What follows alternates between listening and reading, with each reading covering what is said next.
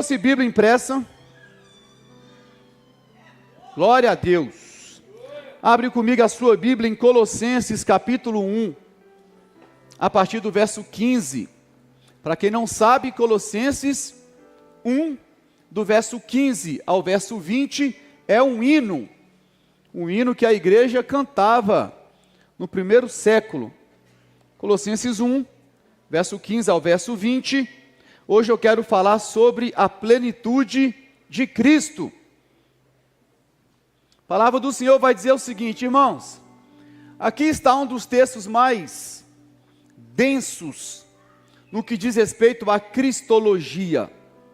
Cada palavra aqui tem um peso, tem um significado muito grande. Não dá para você ler Colossenses de uma maneira superficial, rápida. Você precisa estacionar em cada versículo, se aprofundar nessa poesia. O texto começa dizendo o seguinte: Ele quem? Cristo.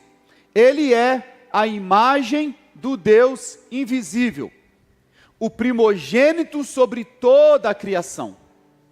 Pois por meio dele foram criadas todas as coisas, nos céus e na terra, as visíveis e as invisíveis, sejam tronos, sejam soberanias, quer poderes, quer autoridade, todas as coisas foram criadas por ele e para ele. Ele é antes de todas as coisas, e por meio dele tudo subsiste. Ele é a cabeça do corpo, que é a igreja. É o princípio e o primogênito dentre os mortos, para que em tudo tenha a supremacia. Pois foi do agrado de Deus que nele habitasse todo o que, gente? Plenitude. Repita comigo, plenitude. Plenitude. Próximo verso. E por meio dele, reconciliasse consigo todas as coisas, tanto as que estão na terra, quanto as que estão nos céus, estabelecendo a paz, por meio do seu sangue, derramado na cruz. Amém, irmãos? Que texto maravilhoso. Irmãos, existe uma distorção silenciosa na vida cristã moderna. Muitos de nós temos acesso a Cristo, mas nós ainda vivemos como se Cristo fosse insuficiente. Muitos de nós não negamos Jesus com palavras, mas nós negamos Jesus com a forma que nós vivemos. Nós continuamos a buscar em outras fontes, aquilo que já foi plenamente entregue em Cristo. Muitos de nós dizemos amar Jesus, mas nós nem sempre amamos tudo que Ele é. Nós celebramos partes de Cristo, mas nós não nos rendemos à totalidade de Cristo. Muitos de nós queremos o amor dEle, mas não queremos a autoridade dEle sobre nós. Nós queremos a graça do Senhor, mas nós ainda resistimos ao seu governo. E qual que é o resultado disso? Uma vida fragmentada. Sendo assim, nós temos um Cristo para o culto de domingo, nós temos um Cristo para o milagre quando eu preciso, nós temos um Cristo para a crise que eu enfrento, mas nós não temos um Cristo para todas as áreas da nossa vida, para todas as nossas decisões, para todos os nossos dias. Então a pergunta que fica não é se Cristo é suficiente. A pergunta é se nós estamos vivendo como se Ele fosse suficiente. Irmão, se o nosso problema é tratar Cristo como insuficiente, então nós precisamos voltar ao texto e perguntar: quem Paulo está dizendo que Cristo é? Então para isso a gente precisa ir para o texto. Mas antes de falarmos sobre a plenitude de Cristo, e é sobre isso que eu quero pregar, eu preciso ambientar você no contexto dessa carta, sobre aquilo que Paulo estava enfrentando quando ele escreve para a igreja que estava em Colossos. Irmãos, a carta de Colossenses, ela nasce de um contexto, de uma confusão espiritual muito grande. Essa igreja não estava necessariamente negando Jesus de maneira aberta. O problema aqui era mais sutil. Cristo continuava presente no discurso deles, mas Cristo deixou de estar presente na prática deles, no dia a dia, na segunda-feira. Então Paulo escreve porque a comunidade, ela estava sendo ameaçada por uma espiritualidade mista, uma fé contaminada, filosofias humanas, tradições, experiências místicas, e sendo assim, eles pregavam uma visão reduzida da suficiência de Cristo. Então por isso a carta de Colossenses não é uma carta devocional, é uma correção teológica, é um realinhamento espiritual. O que Paulo está dizendo com essa carta, em outras palavras, é o seguinte: vocês não precisam de complemento, vocês precisam voltar ao centro. Vocês não precisam de algo além de Cristo, vocês precisam voltar a enxergar Cristo como Ele realmente é. Cristo ainda é suficiente para vocês. Cristo ainda é suficiente para mim e para você, amém, irmãos? Então eu queria trazer detalhes sobre o texto que nós lemos aqui. Paulo, ele começa dizendo que Cristo, Ele é a imagem do Deus invisível. Que coisa linda. O que Paulo está propondo aqui é que Jesus, ele não é alguém que fala sobre Deus. Jesus revela perfeitamente quem Deus é. Amigo, é tão lindo porque quando você vai em Êxodo capítulo 3, você vai ver Deus comissionando Moisés para ser o libertador do povo. Então Moisés faz uma pergunta pertinente para Deus, ele diz o seguinte: Senhor, quando as pessoas perguntarem quem me enviou, o que eu devo responder? Deus diz para Moisés o seguinte: o eu sou te enviou. E Deus se revela dessa forma. Mas agora que Jesus, ele é revelado, o segredo que estava em Deus e que agora foi revelado na plenitude dos tempos, ele aparece agora em João dizendo: eu sou o bom pastor. Eu sou o pão vivo que desceu do céu. Eu sou a porta das ovelhas. Eu sou o caminho, a verdade e a vida. Deus, Jesus, ele é a expressão exata do Deus invisível, porque ele agora está revelando quem o Pai é. Então quem estava olhando para Cristo, estava olhando para o próprio Deus. Mas Paulo continua dizendo, Paulo vai dizer que, além de ser a imagem do Deus invisível, ele é o primogênito de toda a criação. Não no sentido de quem foi criado, mas no sentido da sua supremacia, da sua primazia, da sua autoridade. O que Paulo está dizendo é: Cristo está acima de toda a criação. Paulo também vai dizer que ele é não só o primogênito dessa criação, ele é o agente da criação. O texto vai dizer: pois nele foram criadas todas as coisas. Ou seja, tudo vem dele. Tudo existe por meio dele e tudo aponta para ele. Ele também é o sustentador de todas as coisas. Paulo vai dizer que nele tudo subsiste. Ou seja, o universo não começa com Cristo, o universo também é sustentado por Cristo. Paulo continua dizendo que Cristo também é o cabeça da igreja.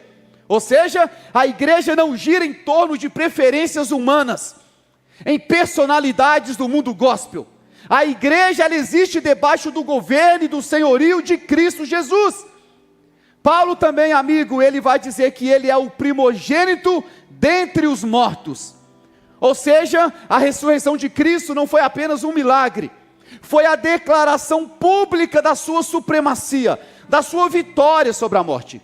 É por isso que Paulo vai escrever na sua primeira carta à igreja de Corinto: onde está, ó morte, a tua vitória? Onde está, ó morte, o teu aguilhão? E porque ele vence a morte, Paulo chega ao ápice do seu argumento aqui agora. Paulo vai dizer: gente, nele, em Cristo, está toda a plenitude. Toda a plenitude habita nele. Tudo o que Deus é, habita plenamente em Cristo Jesus. Paulo termina dizendo que ele também reconcilia todas as coisas. Ou seja, a cruz não foi um detalhe da história, foi o centro do plano de Deus para reconciliar consigo todas as coisas. Depois que Paulo ele exalta a soberania de Cristo, A plenitude de Cristo. Paulo agora faz um alerta para a igreja. Tem como projetar Colossenses capítulo 2, verso 8 até o verso 10. Porque agora Paulo vai dizer o seguinte: tenham cuidado, para que ninguém os escravize por meio de filosofias inúteis e enganosas, que se fundamentam nas tradições humanas e nos princípios elementares deste mundo, mas não em Cristo. Pois toda a plenitude da divindade habita corporalmente em Cristo. E vocês estão plenos nele, que é a cabeça de todo o poder e autoridade.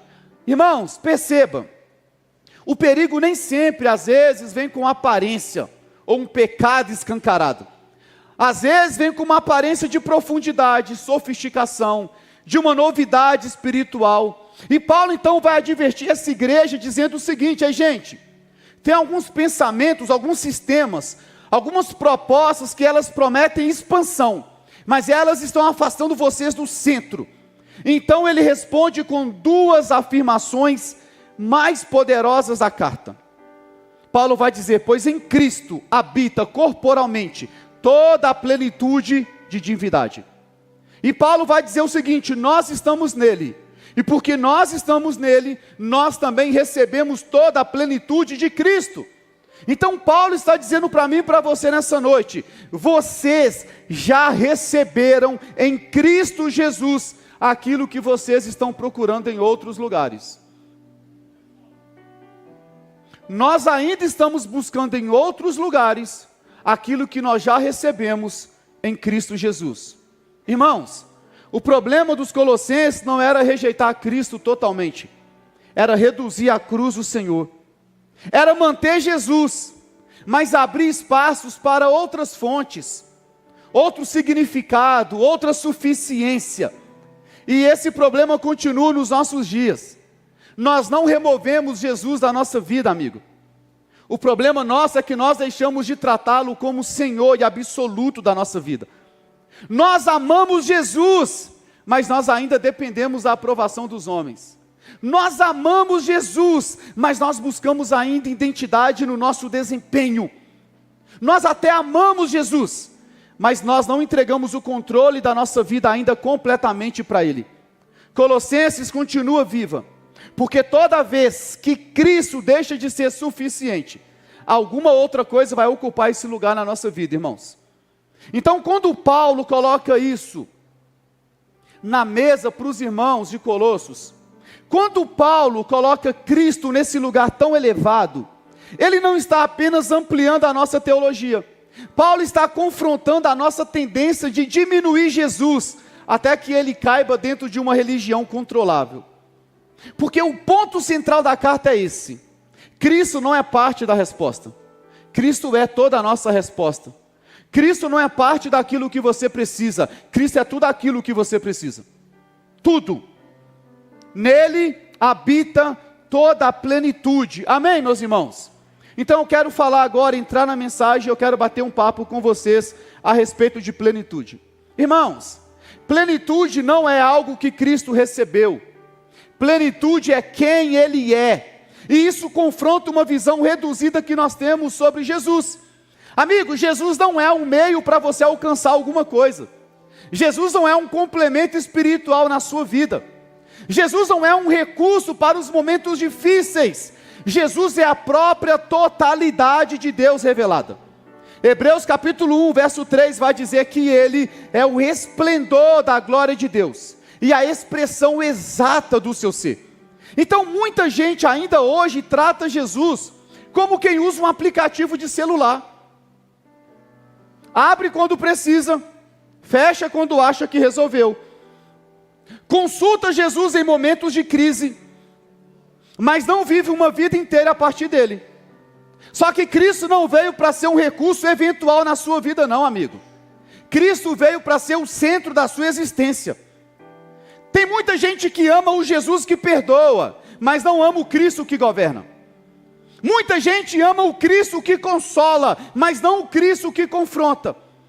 Muita gente ama o Cristo que nos livra do inferno, mas não o Cristo que exige de mim e de você senhorio sobre a nossa agenda, sobre os nossos afetos, sobre os nossos hábitos, sobre as nossas finanças. Esse é o drama da fé parcial, irmãos. Nós aceitamos partes de Cristo, mas nós resistimos à plenitude de Cristo. Amigo, é a mesma coisa de você ter um iPhone 17. 17 é o mais novo? Até setembro, toda vez eles... Irmãos, é a mesma coisa de você ter um iPhone 17 Pro Max, e você usa ele só para entrar no WhatsApp e para fazer ligação. É a mesma coisa. O seu aparelho tem muita capacidade, tem muito recurso, tem muito acesso, tecnologia, mas você só usa o básico. É porque o aparelho é limitado? Não, é porque você nunca explorou tudo aquilo que ele oferece. E nós vivemos assim com o Senhor. Amigo, nós já estamos em Cristo, nós já temos acesso a toda a plenitude de Cristo, mas nós ainda insistimos em viver uma vida espiritual básica, superficial. Então o problema de muita gente aqui não é falta de acesso, é falta de revelação, amigo. Você já está em Cristo Jesus, amém? Você já tem disponível toda a plenitude do Senhor, mas nós ainda continuamos a nos relacionar com Cristo como? Uma vez por semana, no culto de domingo. Quando é que eu oro? Quando eu preciso de um milagre. Quando é que eu oferto? Quando eu preciso de um milagre na vida financeira. Nós temos a plenitude do nosso Senhor disponível, mas ainda usamos só o básico. Amigo, nós ainda estamos vivendo como se nós precisássemos de algo além de Cristo para que nós nos sentíssemos completos. Irmãos, mas Paulo, ele não para em dizer que toda a plenitude habita em Cristo, ele vai além. E talvez aqui esteja uma das verdades mais escandalosas da carta. Paulo vai dizer que aquilo que habita plenamente nele, também foi alcançado pela plenitude dele. Irmãos, olha que verso glorioso, porque o verso 9 e o verso 10 vai dizer que nós estamos em Cristo Jesus, e porque nós estamos em Cristo Jesus, nós já recebemos a plenitude de Cristo Jesus. Ah, amigo, isso aqui é poderoso. Irmãos, presta bem atenção,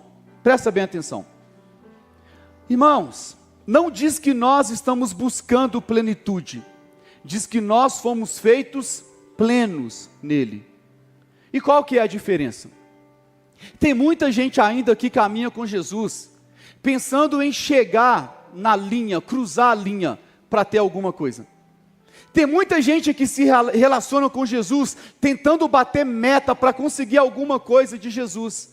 Irmãos, a graça é tão escandalosa, que quando, por meio do Espírito Santo, você consegue se enxergar como morto no seu delito e pecado, reconhece Jesus Cristo como o único e suficiente Salvador da sua vida, você é salvo. Pastor, mas o que eu fiz? Nada. Mas o que eu preciso fazer? Nada, Cristo já fez na cruz. Pastor, mas não vai ser no fim da minha jornada? Não, você já está nele. É por isso que Paulo vai dizer, amigo, em 2 Coríntios capítulo 5, verso 17, aqueles que estão onde? Onde, gente? Em Cristo. Paulo não está dizendo aqueles que chegarão, aqueles que no final da jornada vão alcançar, não. Paulo está dizendo aqueles que estão em Cristo Jesus, são novas criaturas, as coisas velhas se passaram e eis que tudo se fez novo. O mesmo Paulo vai dizer em Romanos capítulo 8, verso 1, portanto nenhuma condenação há para quem está em Cristo Jesus. Irmãos, você está no Senhor, então a vida cristã não é uma busca por completude, é o aprendizado de você viver a partir dela.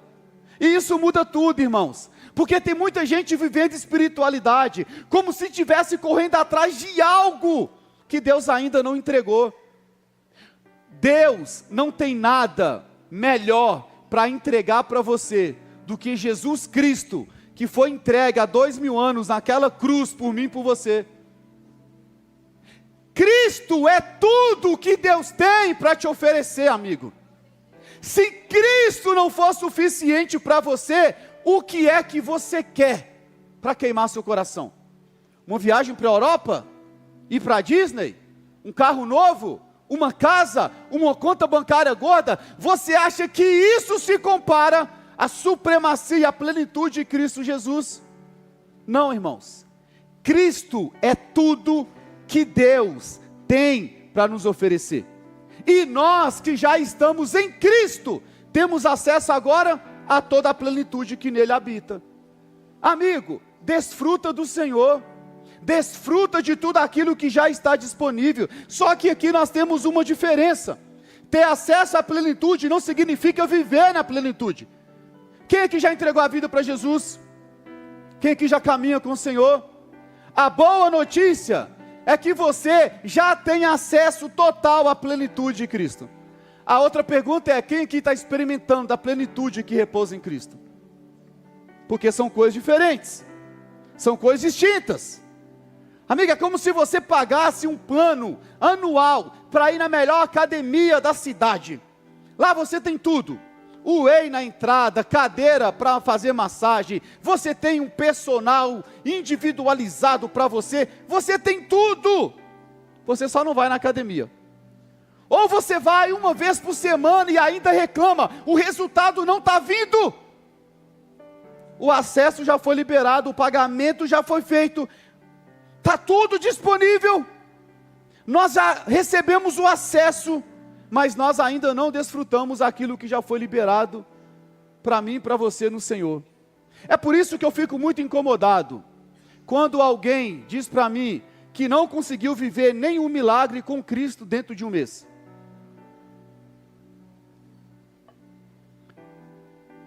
Não tem condições. Irmãos, toda a plenitude já foi liberada para mim e para você em Cristo Jesus. Toda. Já está tudo pronto no Senhor. Mas nós ainda não vivemos como se Cristo fosse suficiente. E aí nós estamos vivendo, amigo, como se nós estivéssemos tentando chegar em algum lugar. Nós deveríamos viver aprendendo a permanecer em alguém. Você não tem um lugar para chegar, você já chegou na pessoa do Cristo. A pergunta agora é: como eu me relaciono com a pessoa do Cristo? Porque a plenitude, ela já foi nos dada em Cristo Jesus, irmãos. Então nós precisamos corrigir uma ideia equivocada sobre o significado de ser pleno. Porque plenitude no Evangelho não é excesso. Plenitude no Evangelho é suficiência. A cultura dos nossos dias nos ensina o seguinte: quanto mais, melhor. O Evangelho nos ensina: Cristo é suficiente. Irmãos, Efésios 3,19 vai dizer que para que vocês sejam cheios de toda a plenitude de Deus. Ou seja, plenitude não é você ter tudo. Plenitude é você não precisar de nada além de Cristo para você viver contente, satisfeito e grato ao Senhor. Isso é plenitude. Talvez você não tenha tudo o que você deseja, mas você já tem tudo o que você precisa. Quem aqui já está com a vida no Senhor? Amigo, você tem Cristo. Você então tem todos os motivos para você ter uma vida de contentamento, de gratidão ao Senhor, irmãos. Porque o mundo em que nós vivemos está dizendo o seguinte: quanto mais você tiver, aí você vai ser pleno. Para ser pleno, você precisa ter mais dinheiro, mais reconhecimento, mais experiência, visibilidade, controle. Mas a lógica do reino é outra, amigo. A plenitude não nasce do acúmulo. A plenitude nasce da centralidade de Cristo.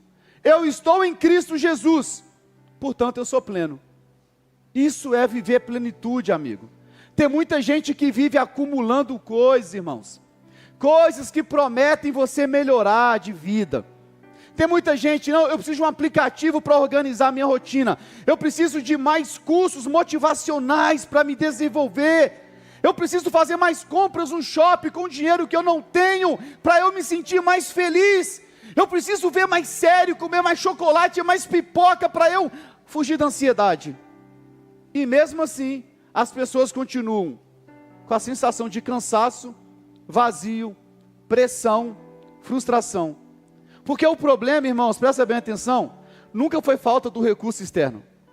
O problema é a ausência da centralidade interna de Cristo em nós. Cristo não é mais uma ferramenta da sua vida, irmãos. Cristo, ele redefine todo o centro da sua vida. Então quem tem Cristo, amigo, não precisa de aprovação para ter identidade.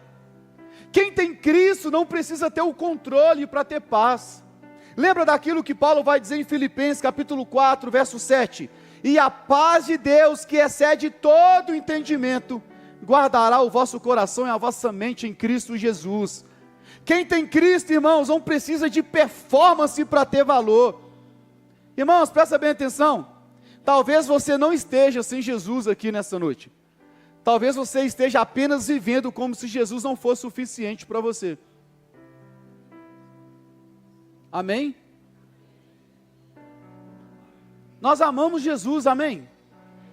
Mas nós talvez não amamos Jesus o suficiente, como se Ele fosse totalmente pleno e suficiente para mim e para você. Irmãos, existe um obstáculo muito sério para uma vida de suficiência, e ela não está necessariamente fora de nós, porque o maior inimigo da plenitude não é a falta de recurso, é a autossuficiência, amigo.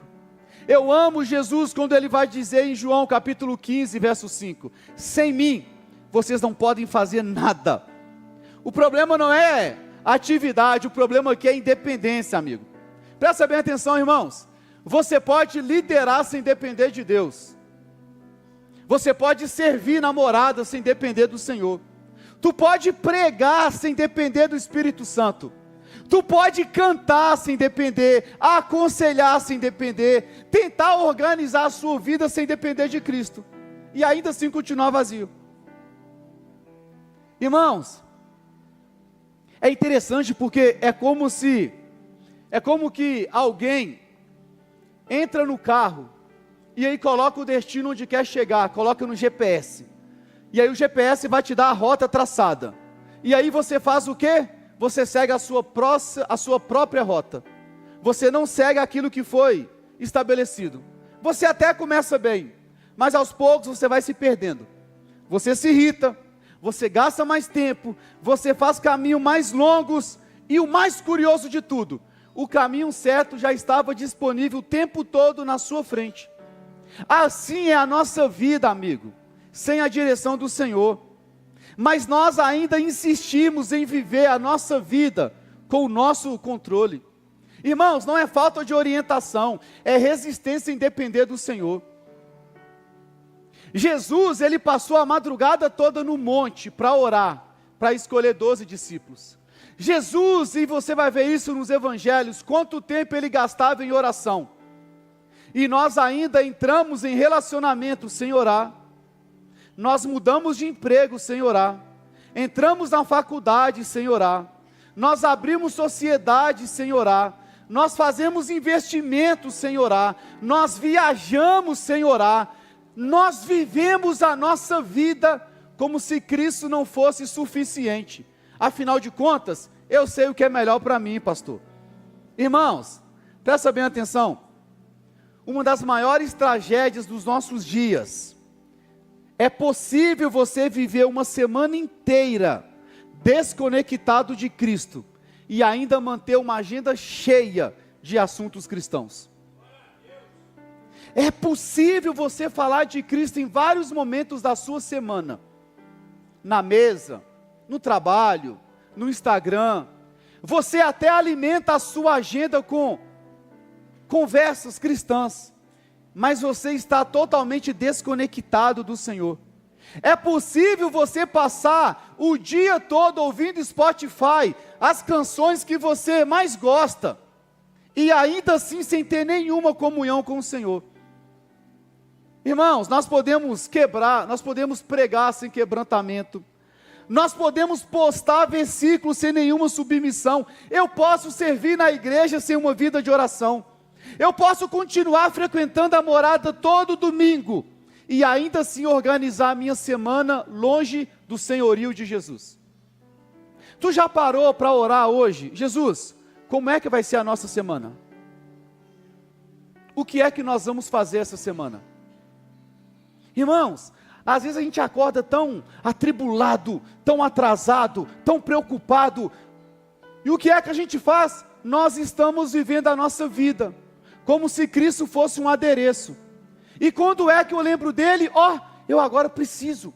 Eu preciso de uma porta aberta, deixa eu orar. Eu preciso. Não, amigo. Deixa eu te ensinar uma oração bem curta e bem legal amanhã. Na hora que você acordar, ore o seguinte: Jesus, o que é que nós vamos fazer hoje? Quem aqui já entregou a vida para Jesus? Levanta a mão bem alto, por favor. Permaneça com a mão erguida. A sua vida não é mais sua. Tu não faz agora aquilo que dá na sua cabeça. Você tem um Senhor.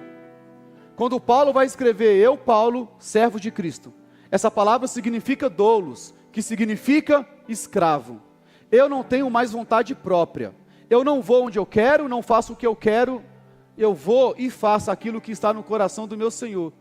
Até quando nós iremos viver a nossa vida e trazer Cristo como um adereço? Ou nós iremos nos submeter de fato e viver aquilo que o Senhor já tem para mim e para você? Irmãos, tu pode passar a semana toda falando de assuntos cristãos e estar totalmente desconectado de Cristo. Não, pastor, mas eu fui no culto de domingo. É possível nós estarmos aqui cantando para Jesus sem Jesus? É possível. Irmãos, o perigo não é viver, irmão, sem Deus declarado. É viver sem Deus na prática. Porque existe uma distância muito grande entre aquilo que eu falo e aquilo que eu vivo na segunda-feira. Muito grande. Muito grande. E é justamente aqui que o Evangelho corrige o nosso entendimento de maturidade. Porque maturidade não é você ter independência de Jesus. Não, irmãos. Plenitude não se manifesta em autonomia, se manifesta em dependência. Quem aqui vai casar? Por agora, já está marcado. Presta bem atenção, irmãos. Você não pode sentar para fazer planos de casamento sem Jesus ser convidado para essa conversa. Você estará tomando as decisões mais importantes da sua vida a partir de agora sem Jesus. E aí, qual que é o problema? Quando a primeira crise chega no casamento, o que é que nós fazemos? Vamos orar. Jesus, não, amigo, tu não me consultou lá atrás. Irmãos, Deus não tem compromisso com nada que nasça fora da sua palavra. Nada que nasça fora da sua palavra. Irmãos, não coloque a culpa em Jesus de decisões equivocadas que nós estamos tomando. E não coloca também nem no diabo não.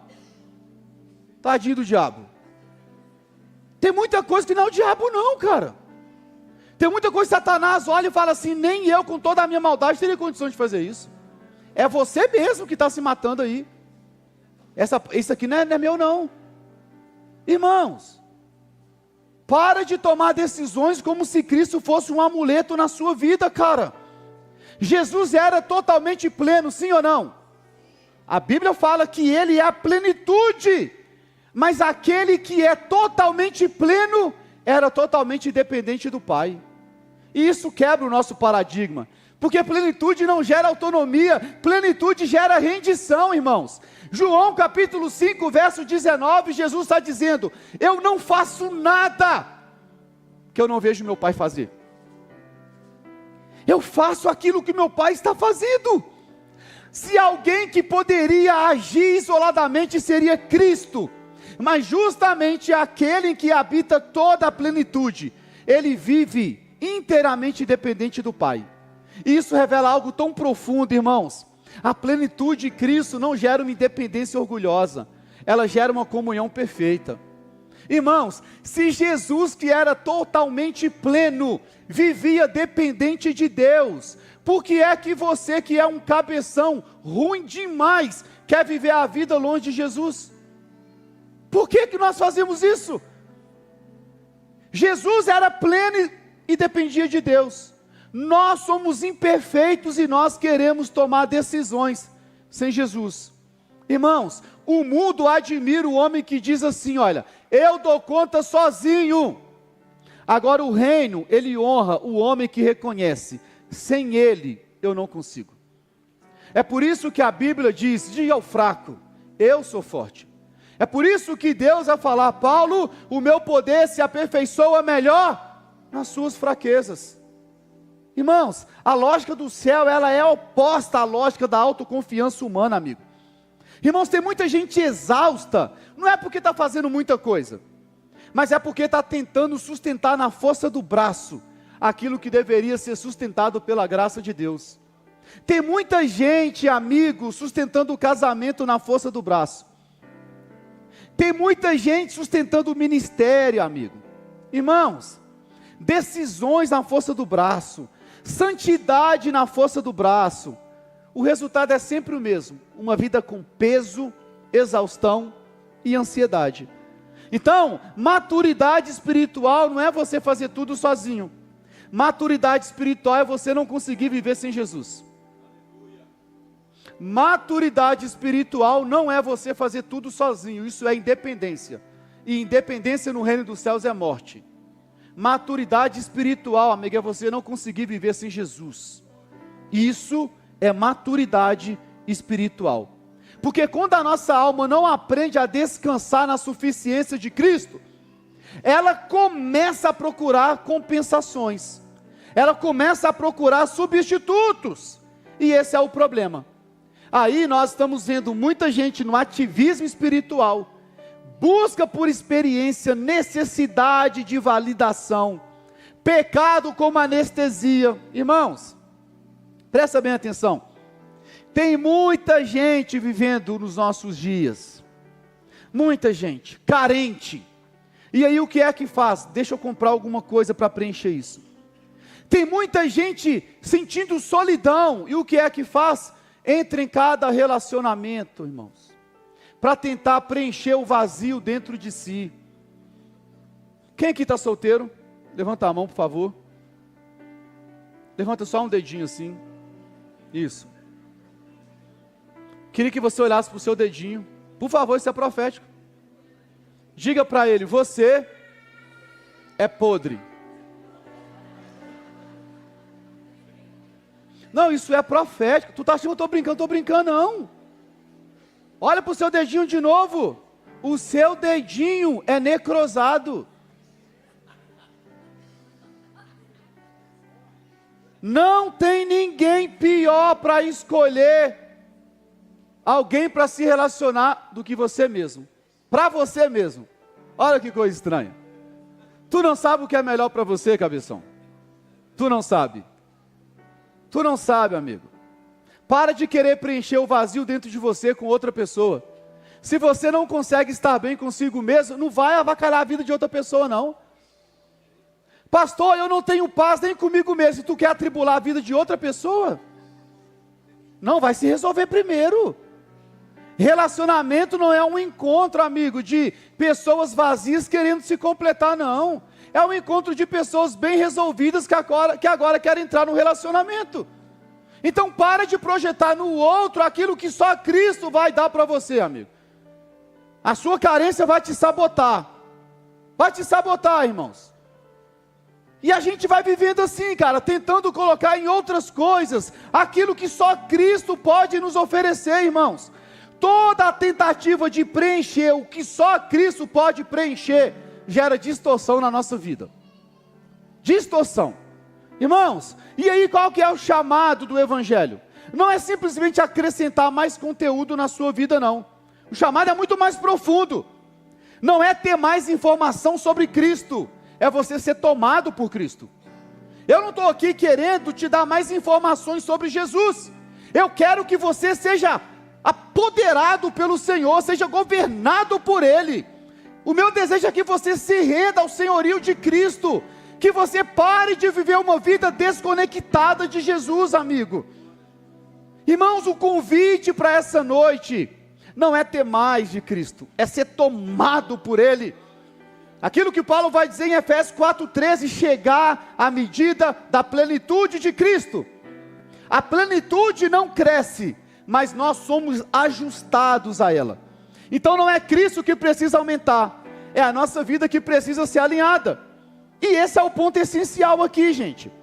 Muita gente diz o seguinte: pastor, eu quero mais de Deus, mas você continua preservando áreas intocáveis na sua vida. Não, pastor, esse quarto da minha vida ninguém entra. Ninguém entra, pastor, nem Deus. Como é que você quer mais de Deus, irmãos? Muita gente fala assim, pastor, eu queria mais da presença de Deus, mas você não se entrega mais. Pastor, eu queria mais unção, tu continua sendo desobediente. Ah, eu queria mais poder, mas tu não morre para você mesmo, para o seu ego, amigo. Irmãos, presta bem atenção. Ser tomado por Cristo não significa que a sua plenitude vai ser algo aleatório para você não, amigo. Ser tomado por Cristo significa você permitir que a plenitude dele invada todas as áreas da sua vida. Não apenas um culto, irmãos. Não apenas no seu momento de devocional. Não apenas no seu momento de aflição. Cristo, Ele quer ocupar a sua agenda da semana, cara. Cristo, Ele quer ocupar o seu casamento, a sua sexualidade, o seu dinheiro, a sua vocação. Cristo quer governar os seus pensamentos, irmãos. Cristo quer governar a sua segunda-feira, cara. Então o problema de muita gente não é a ausência de Jesus. Nós temos Jesus. Não é amor, nós amamos Jesus. O nosso problema é a nossa resistência à totalidade de Jesus. Nós queremos fragmentos de Jesus, mas Jesus não pode ser fragmentado, gente. Jesus não pode ser fragmentado. Ou você se rende a Ele por completo, ou você está se sabotando pensando que Cristo é o seu Senhor. Irmãos, e talvez o problema da nossa vida não seja falta de Deus. Não seja. Talvez o problema da nossa vida seja o excesso de coisas ocupando o lugar que Cristo deveria ocupar. Esse é o problema da nossa vida. Para mim, irmãos, o maior desafio dos nossos dias se chama distração. Distração. Depois do que nós vimos aqui hoje, irmãos, uma verdade, ela fica impossível de ser ignorada. Amigo, Cristo não é suficiente. Cristo não é limitado. Cristo não é parcial. Cristo é pleno. Ele não é insuficiente. Ele não é limitado. Amigo, Ele não é parcial. Cristo é pleno. E se Cristo é pleno, então o vazio que ainda existe em nós revela a falta dele. Pastor, eu estou na igreja há muito tempo, mas ainda tem um vazio dentro de mim. Amigo, falta Cristo dentro de nós, amigo. Talvez isso revela concorrência ao redor dele. Você, irmão, você não está vazio porque Cristo não te preencheu. Você está vazio porque você deixou que Cristo se tornasse suficiente para você. Talvez ainda nessa noite você esteja negociando algumas áreas da sua vida. Talvez você esteja tentando compartimentar a sua vida. Pastor, eu quero um Cristo para o culto de domingo. Eu quero um Cristo para o meu momento de oração. Eu quero um Cristo para me socorrer nos momentos de crise. Mas eu não quero um Cristo para tudo na minha vida, pastor.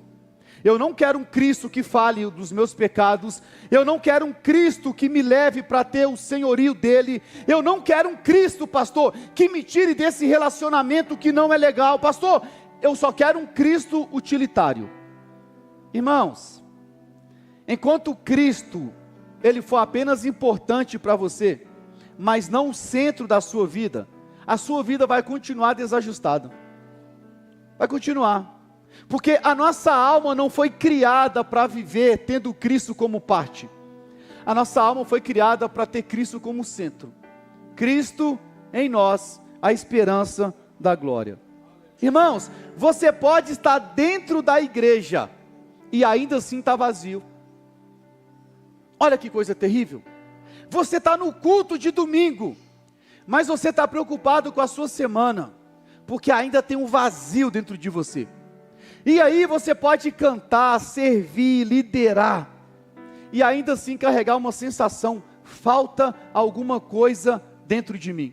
E não é porque Deus não tenha te dado, amiga, é porque você ainda não se rendeu.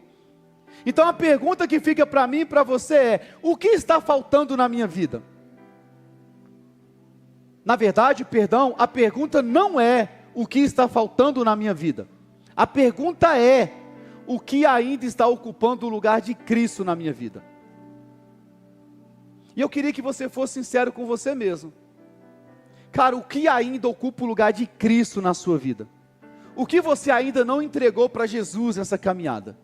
O que ainda controla a sua vida? O que está competindo com Cristo, irmãos? O quê? Porque a plenitude, irmãos, não é algo que você adiciona. É algo que você acessa quando Cristo deixa de ser dividido. Eu queria que você ficasse de pé, nós vamos orar ao Senhor. Irmãos,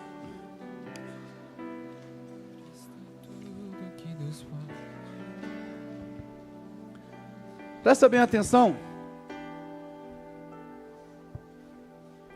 Olha aqui para mim.